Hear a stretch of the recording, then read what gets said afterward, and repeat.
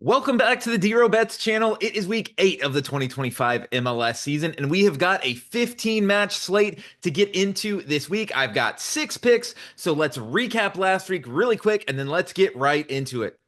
So on our best bets last week, we basically broke even. I said I loved the board. We hit our 2-unit play. Thank goodness. NYCFC got that goal late. Pretty much a perfect cap there. I thought Minnesota would give them a lot of trouble. We got an early win with the Charlotte-Nashville over. And then right in the middle, boy, Atlanta, what are you doing? They should have won that game. They didn't. I said in a pinned comment that I didn't like St. Louis after I saw there was no Roman Berkey, no Edward Lowen, which was totally out of the blue. But anyways, we'll take that on the chin. Basically an even week overall, but where we killed it was our player props this week. We went 4-2 on the player props and then hit 4 out of 5 on our underdog slip. So we went up about 4 units overall on our player props. And if Rusnak hadn't gotten pulled at halftime, I would have laddered that up to probably 5 or 6, but it's okay. That's how it goes. So overall, a really good week. As I said, I've got 6 picks on the week. So let's get into the picks. Pick number 1, we are going up north to Vancouver, where the Whitecaps are hosting Austin FC. And I bet you know where I'm going here. You guessed it, under 2.5 goals coming in at minus 112. So as I was preparing for the video this week, I had 5 plays locked in and I was just about to shut it down, but took one more look at the board. And I'm recording this on Wednesday night while Vancouver is playing in CONCACAF Champions Cup. And it just hit me like, you're staring this play right in the face. Why are you not playing it? The under, it just seems so obvious here. So first off, obviously with Austin, we tried to get a little cute last week, I think, and avoided the under, when in reality, we have just got to keep riding this. We are through 7 weeks, and only one match has gone over 2 goals. It's crazy. Austin still has only allowed 1 goal in any match this year. They haven't allowed more than 1. So I really like them to hold a Vancouver team that, remember, they are playing in CONCACAF Champions Cup on Wednesday night, as I mentioned, in Mexico City. And remember, so they're going to be playing basically until midnight in Mexico City. This game could go to PKs. I guess we'll see. But they're going to be playing super late, and then they have got to go 2,500 miles back to Vancouver. That is almost going from like Boston to London, and they've got a game 72 hours later. And remember, the Vancouver team, the Whitecaps, they started off hot, but they've kind of slowed up in recent weeks on the goal scoring. Only one of their last 5 matches has gone over this number. They're doing really good defensively, but they're not, scoring just a ton of goals, a 2-0 win last week. So I definitely don't hate like an Austin double chance if you like that as well, but if I had that and then there was a 1-0 late winner and we would have been sweat free on the under, but then Vancouver maybe brings in Brian White or someone late in the match and scores, that would have made me sick. So first play of the day, 1 unit on the under 2.5 goals in Austin versus Vancouver. In our second play, we are going to Nashville, where Nashville SC hosts Real Salt Lake at 7:30 p.m. Central Time, and we are going with over 2.5 goals coming in at minus 130. Now, I tweeted out on at DRO Bets _ right after Walker Zimmerman. And by the way, let me say first off, thank goodness he's okay. He took a nasty hit to the face in that match, but Nashville SC, I'm assuming that Walker is not going to play this weekend, and Nashville SC without Walker Zimmerman is a completely different team than with Walker Zimmerman. Walker missed 12 games last season for Nashville SC, who, granted, they weren't very good to begin with. They fired their coach, but still, he missed 12 games. They averaged almost 2.5 goals allowed in those 12 games, giving up 29 goals. They didn't have a shutout in any of those matches. They had 1 win, 7 losses, 2 draws. And in the matches they did have him, they only lost 9 out of those 22 matches. They played a lot better. So I really like RSL to get at least 1 goal, assuming Walker doesn't play here. If he does play, I still like the over. Maybe not as much, but if he doesn't play, it's a hammer spot. And let's look at RSL's matches. They beat the Galaxy 2-0 last weekend. It was a shorthanded Galaxy, but the previous 2 weeks they were shut out. So I get why this number is a little bit lower.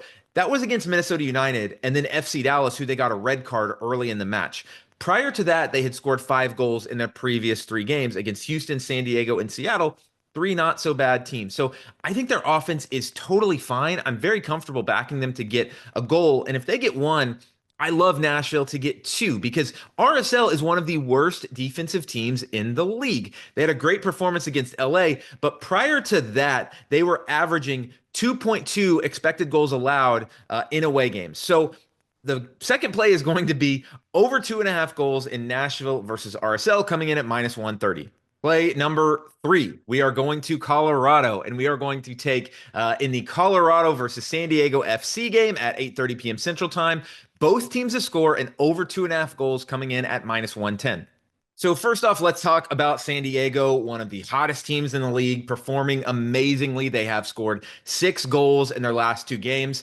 I think it's going to be really tough for Colorado to keep them off the scoreboard. This is a Colorado team that has the second most non-penalty expected goals allowed in the league. I don't see how they're going to keep San Diego off the board. This is a San Diego team that's only been shut out in 1 game this season, and they've actually scored multiple goals in 2 of their 3 away games. So why wouldn't I just take, San Diego to get a result? Well, playing at Colorado in altitude is a very difficult thing. And Colorado is one of those spooky teams where you don't necessarily know what you're going to get out of them every week. They lost 3-0 at home to Portland a couple of weeks ago, but that was a total fluke result. I feel comfortable saying that. Last year, Colorado was shut out at home only twice all season. So they don't get shut out at home very often. And I just feel a lot more comfortable playing it this way, where if Colorado wins 2-1, we win. If San Diego wins 2-1, we win. -110 is a totally fine number there. I'll give up a little bit. If you played San Diego team total over 1.5, that's +130. Definitely don't hate that, right? But if it's a 2-1 result either way, 3-1 result either way, we don't have to worry about it. We just want both the teams to score and then get a result. So I really like the way that this shakes out. Colorado, San Diego, both teams to score over 2.5 goals coming in at -110. All right, play number 4 this week. We are going to Southern California, where LAFC hosts San Jose at 9:30 p.m. Central Time, and we are taking the Earthquakes +1 goal coming in right at even money. Now, this is my kind of WTF line of the week. I love getting San Jose at double chance. I'm seeing them at +475, +500 in different spots. But the official play is going to be +1, and I actually got this at +110 a little bit earlier in the week. But normally underdogs get bigger as the week goes on, and I advise you to wait. But in this situation, given what happened tonight, I would go ahead and place this if you like it. Now, let's get into LAFC.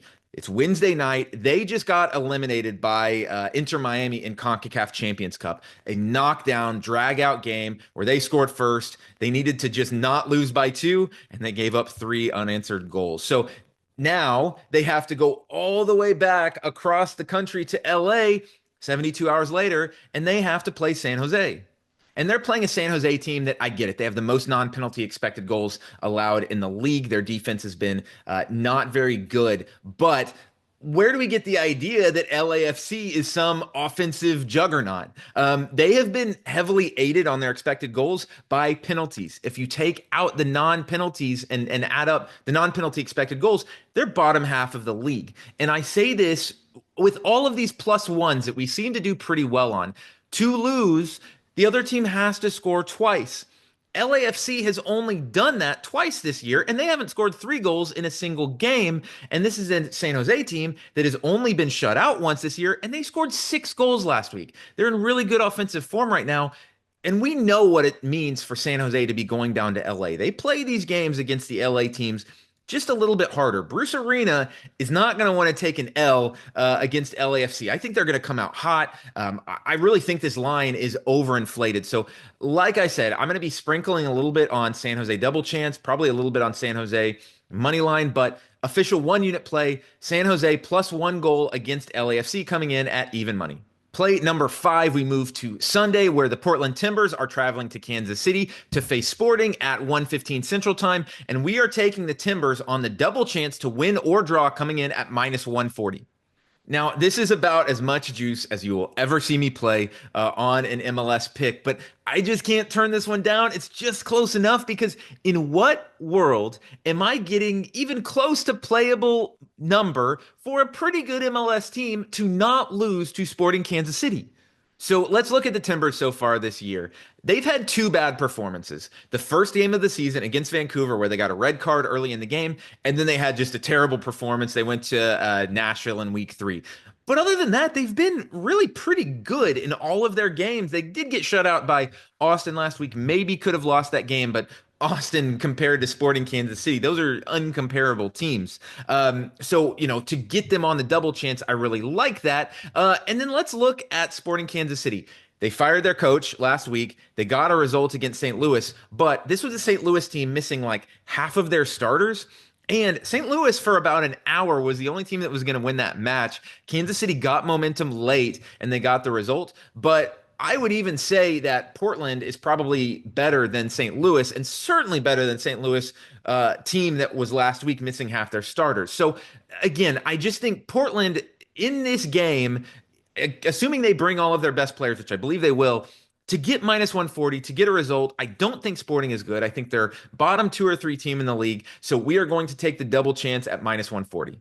Play number 6, we are going to Sunday Night Soccer. And by the way, be sure to follow at DRO Bets _ on Twitter because we are doing a Sunday Night Soccer same game parlay every week. And we hit it this last week, a plus 200 parlay in the first half. So be sure to follow us there. But we are going to be going to Columbus versus St. Louis at 6 p.m. Central Time. And we are taking under 2.5 goals coming in at plus 105. So I really just can't at all understand why we're getting plus money here. I bet this goes off at kickoff at like minus 125, minus 130.